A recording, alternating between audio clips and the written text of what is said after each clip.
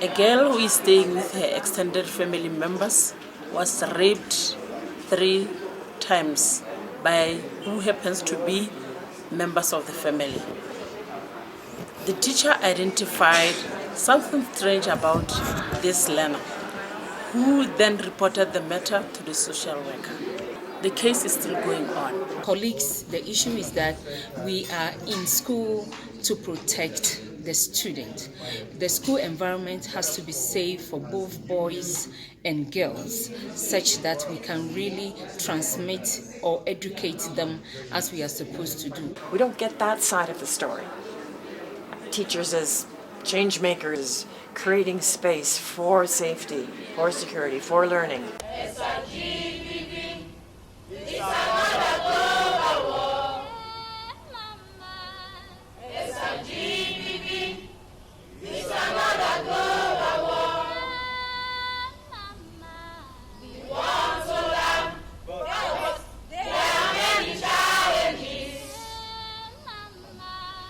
Education unions and for educators to view themselves as part of the solution, because they're right there in the classroom, right? They're witnessing what's happened. As you mentioned, sometimes they're perpetrating it, but also they can be victims of it. So it's very much an issue that they can work on in a very concrete way in the classroom with the students, through their pedagogical approaches, through what's in the curriculum, through creating an atmosphere in schools that really emphasizes the need for safety and security, because you can't have quality education if nobody is safe in the environment. That if we didn't put teachers at the heart of this work, we were not going to get anywhere.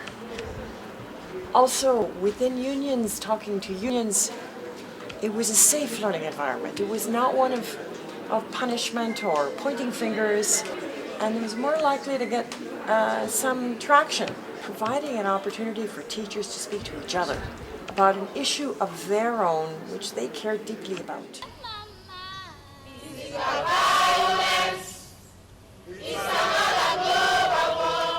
So these general secretaries, when they stepped forward to start working on SRGBV, their understanding of an issue that in most of their unions they'd been working on for many, many years, all of a sudden a click happened and they saw a broader picture and saw that in terms of the sustainability of the union, the professional status, the issues around teachers being role models and examples for their students.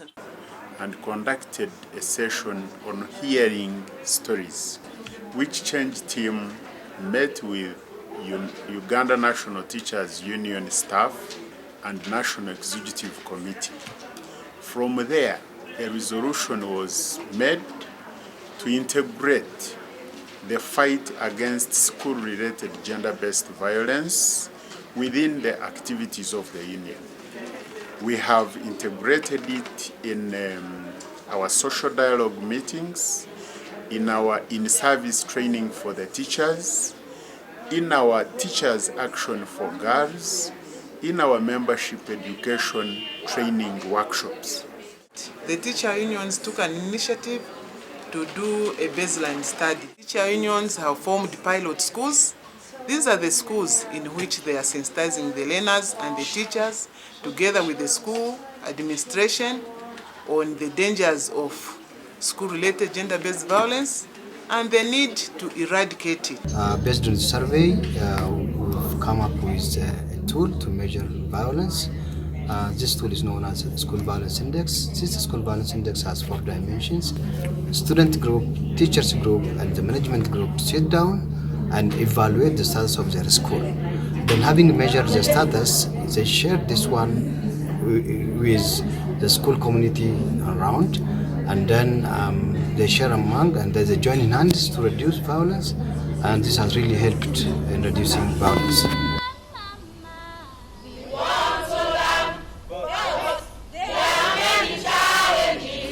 A teacher was spotted having carnal knowledge with a learner by other learners.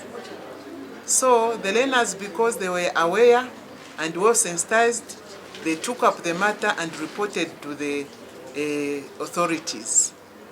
As a result, the teacher right now has been suspended and is awaiting disciplinary measures.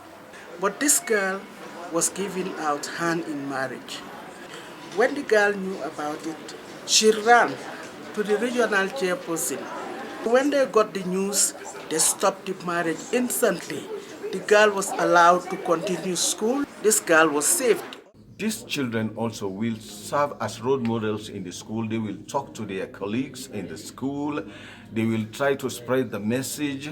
And in very short time, they will be able to change the attitude and behavior of children. For example, in my own school, the formation of the school club has gone a long way to eradicate violence between the boys and the girls, and now they have become ambassadors of peace and good behavior to other schools within the environment. The teacher unions have also come up with a notes board program whereby any school-related gender-based violence action that is spotted should be posted on the notes board of the school so that everyone can know about it. So that is actually helping the culprits or the perpetrators to stop because they feel ashamed of being advertised on the notes board. The challenge is to disseminate information to our people. Social media we have taken by storm, and the reason for this is that every child and every educator who's on social media, be it WhatsApp, be it Twitter, be it Facebook, has access to our message and all the activities around it.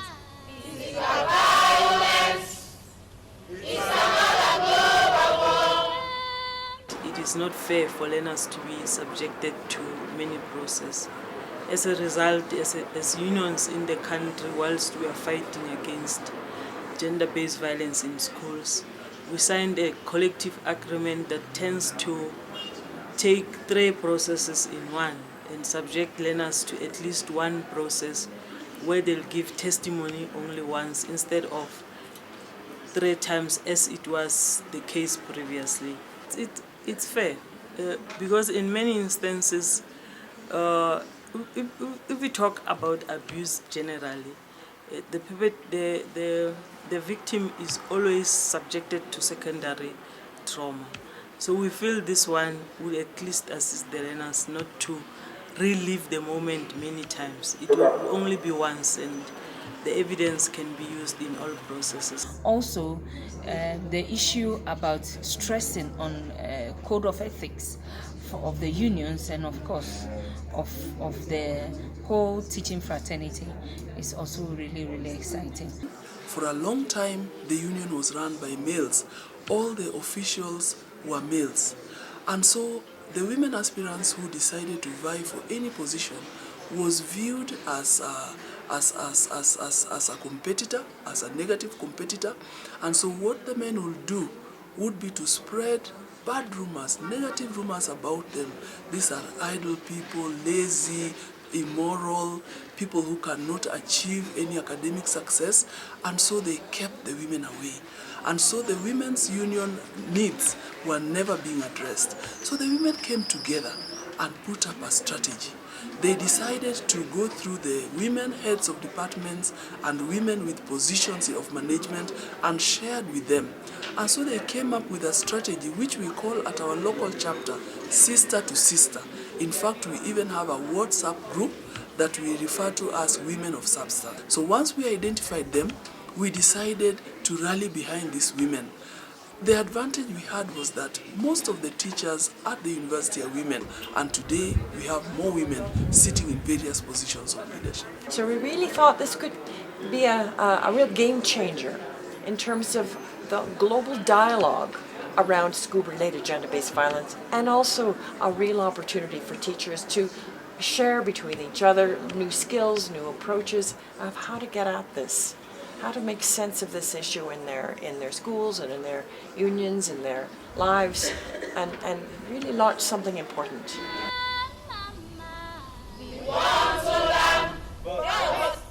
I would say This is a successful story in terms of the work that the teacher unions have done, because the sensitization has borne fruits, has borne results. The learners are able to report, and the teachers also are able to take action.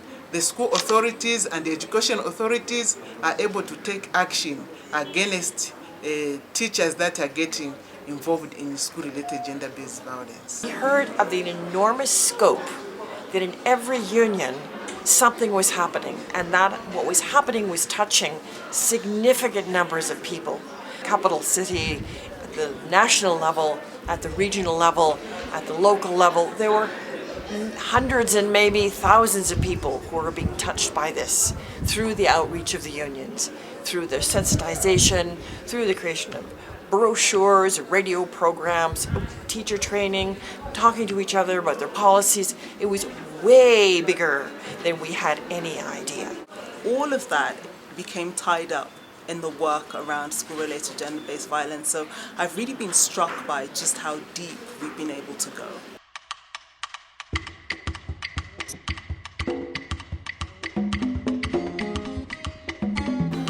I feel we're making progress. This is what made me so proud. I'm fulfilled to say, really, I made a difference in the life of an African child, an African man, and African woman. Yeah, we're happy. I am more empowered and re-energized. We are not just pushing women, but we are pushing capable women. And when they take up those positions that they never had before, it's bringing more women into unionism.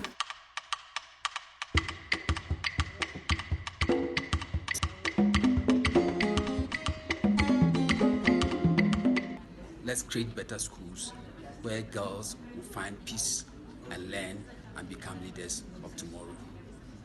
Speak up, report to the relevant authorities. We shall support you, our students, our colleagues.